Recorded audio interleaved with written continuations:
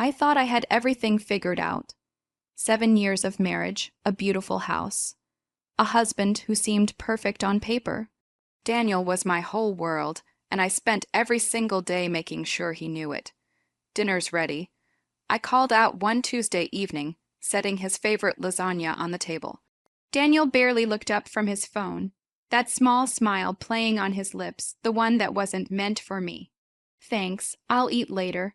Got some work stuff to finish. Work stuff. That's what he always said these days. I watched him disappear into his study, and something cold settled in my chest. The new cologne, the late nights, the way he'd started dressing better, caring more about his appearance. My mother had warned me during her last visit. Emma, honey, you need to pay attention. Something's not right. Mom, successful men work hard. Daniel's up for a big promotion. Successful men also come home to their wives. She'd said, but I didn't want to hear it. Jessica, my best friend, had been more direct. When's the last time he actually looked at you? I'd laughed it off because acknowledging the truth felt too dangerous. But that night, doing laundry, I found the hotel receipt in his jacket pocket. The Riverside Inn, last Saturday when he'd said he was at a client dinner. My hands shook as I held that small piece of paper.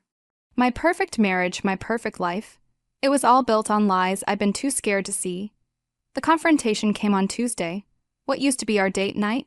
Who is she? I asked, standing in the kitchen doorway, my voice steadier than I felt.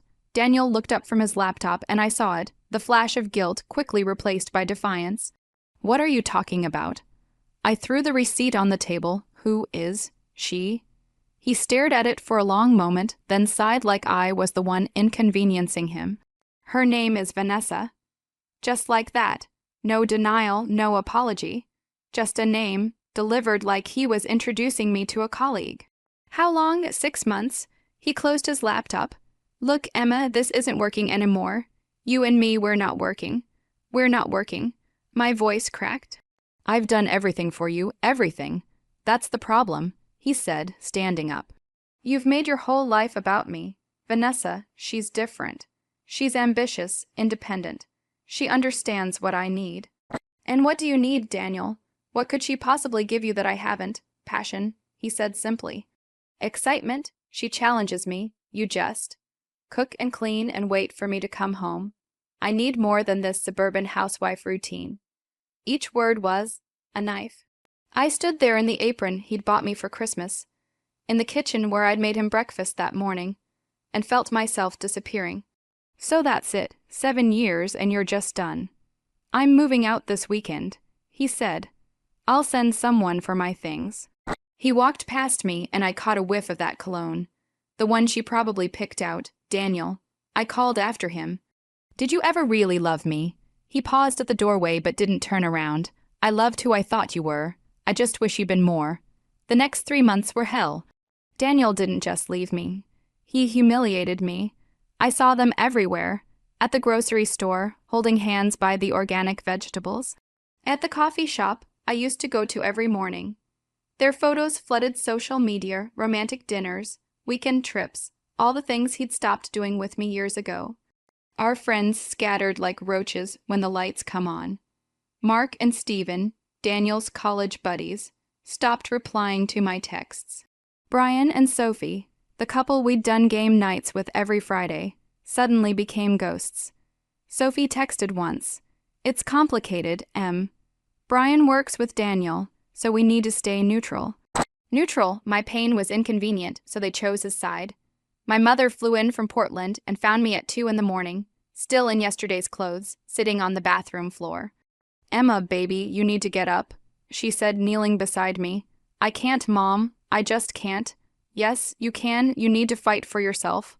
But I had nothing left to fight with. I'd lost 20 pounds because eating felt impossible. My hair hung limp and lifeless. I was a ghost. Jessica showed up with wine and tissues. "He's an asshole, Em. A complete asshole. You deserve so much better, do I?" I stared at my reflection in her wine glass. Maybe he was right. Maybe I am boring. Don't you dare. Jessica grabbed my hand.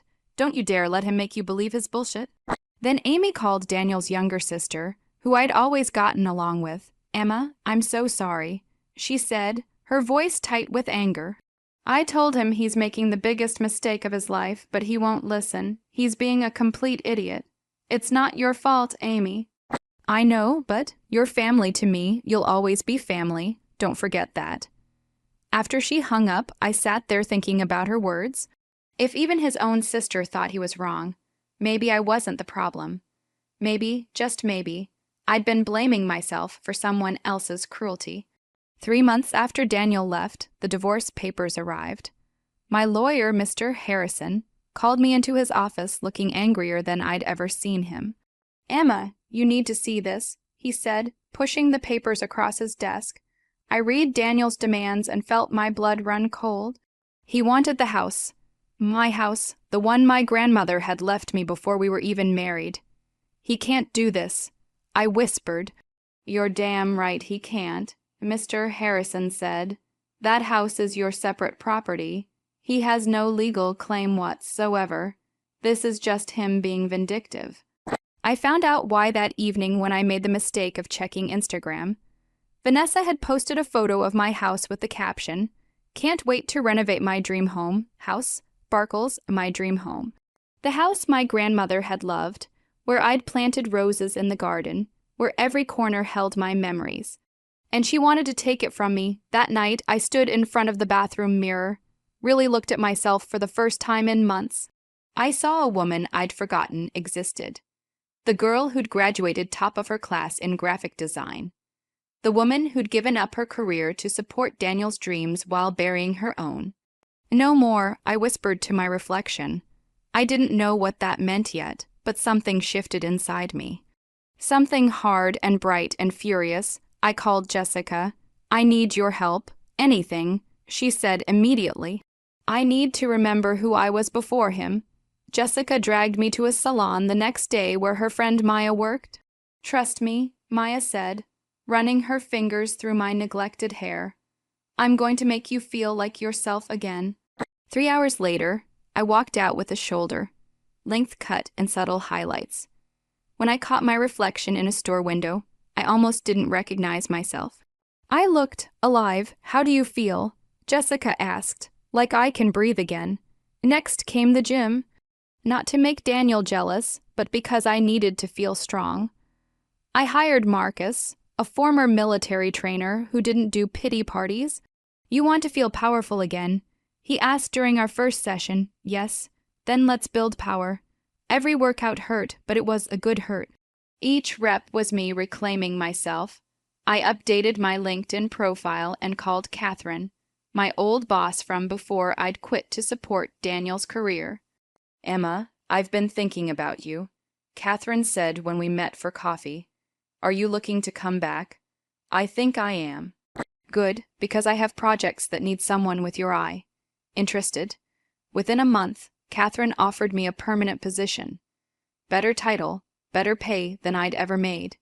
I redecorated the house, erasing every trace of Daniel. The beige walls became emerald green. The boring furniture was replaced with pieces that screamed my personality. "You're glowing," my mother said when she visited again, tears in her eyes. "Amy messaged me, saw your Instagram. You look amazing, Em, and I mean that in every way." Jessica threw me a new life. Party? That's where I met Tom. A photographer with kind eyes who actually asked about my work, not my marital status. "Your designs are incredible," he said, looking through my portfolio. "I'd love to collaborate sometime." We exchanged numbers. Nothing serious, but it reminded me that life existed beyond my failed marriage. 6 months after Daniel left, I'd rebuilt myself completely. Not just physically, but from the inside out. I was at a client meeting when Jessica called 3 times in a row. "Em, you need to hear this," she said, breathless with excitement. "What's wrong?" "Nothing's wrong. Everything's right. Daniel and Vanessa broke up, and it's bad." My hand froze on my coffee cup.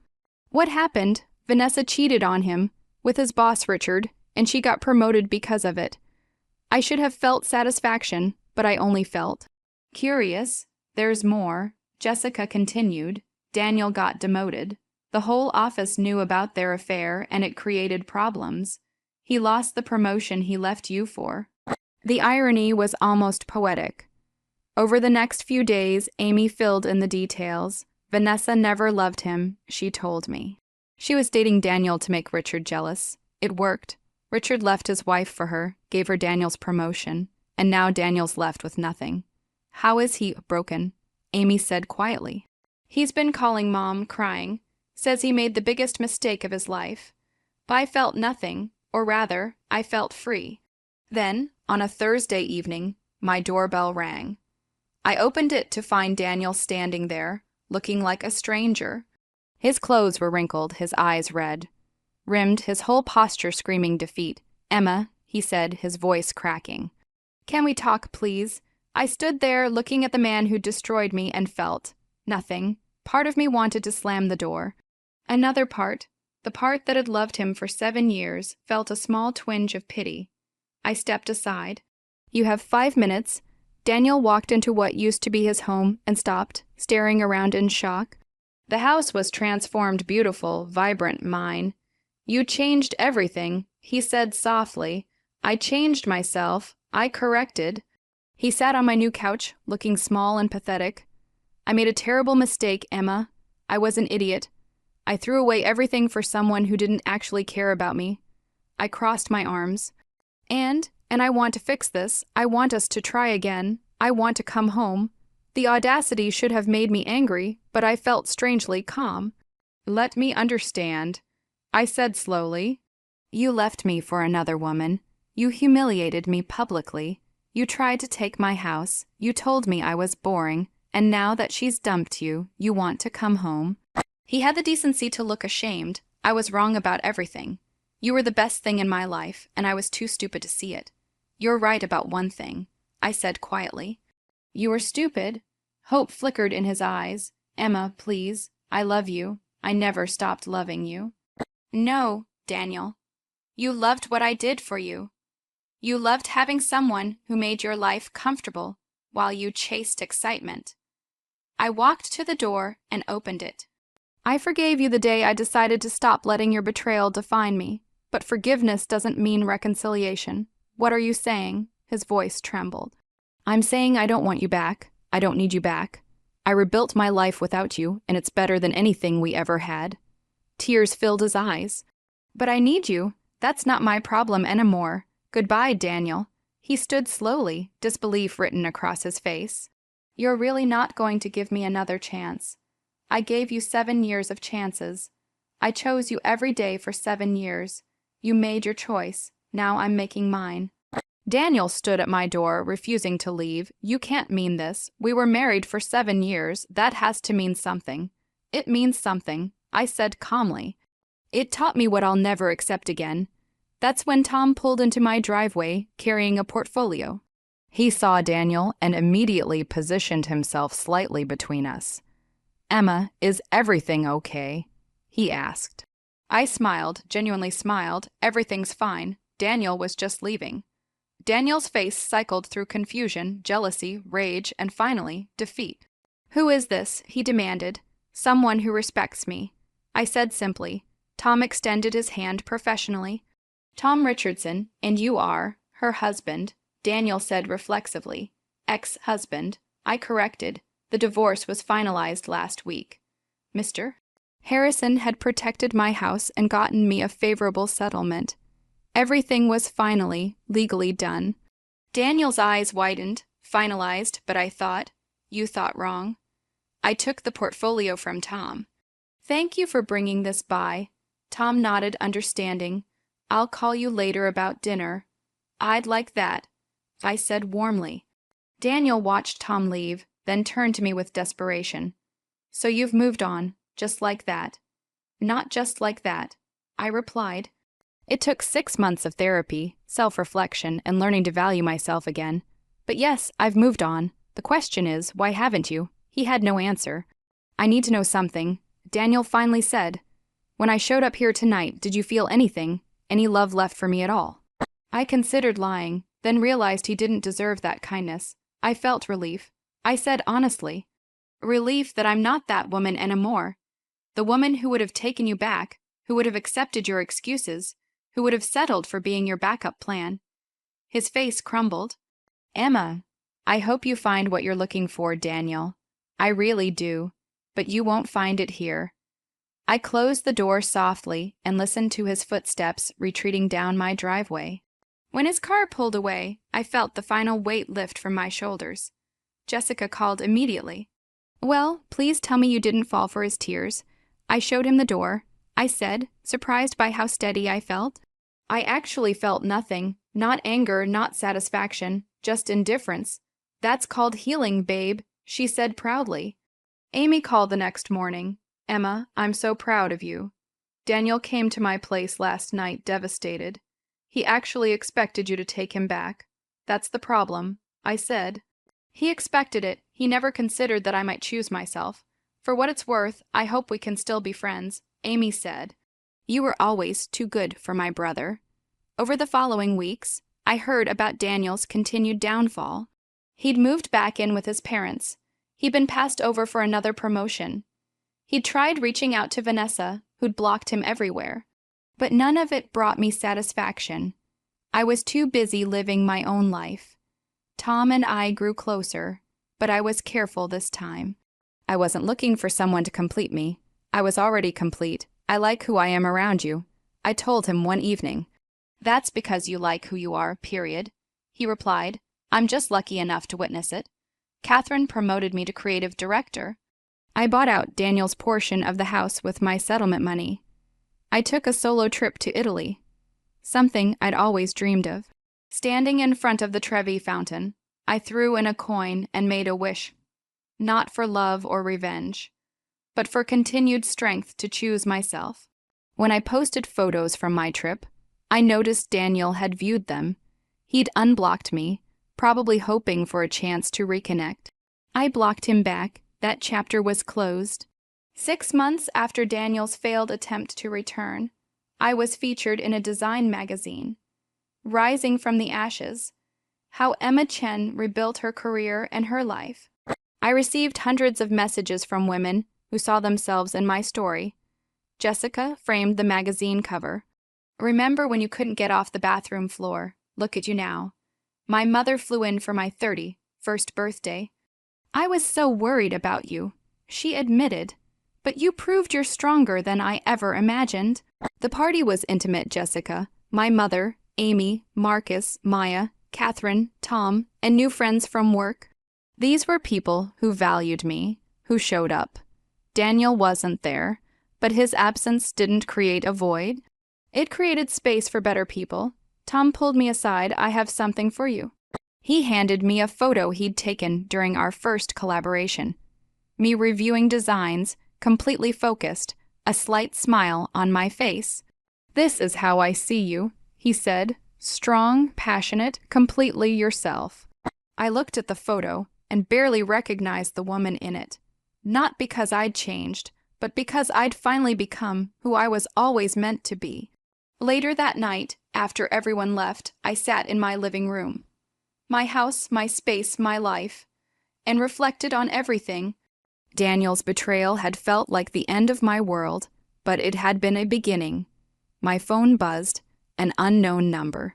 Despite blocking him everywhere, Daniel had found a way. I saw your article. You look happy. I'm sorry for everything.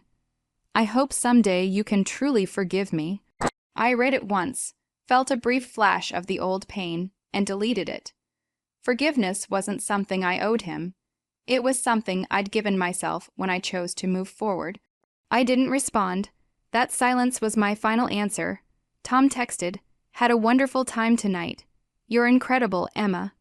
I smiled and responded, "Thank you for seeing me." As I got ready for bed, I caught my reflection in the mirror. The woman looking back was confident, healed, and whole. You did it, I whispered to myself, and I had. Not by getting revenge, not by watching Daniel suffer, but by choosing to rebuild myself into someone I was proud to be. His return had left him speechless not because of what I said, but because of who I'd become. Someone who no longer needed him. Someone who discovered that the love I'd been searching for had been inside me all along. That realization was worth more than any apology he could ever offer.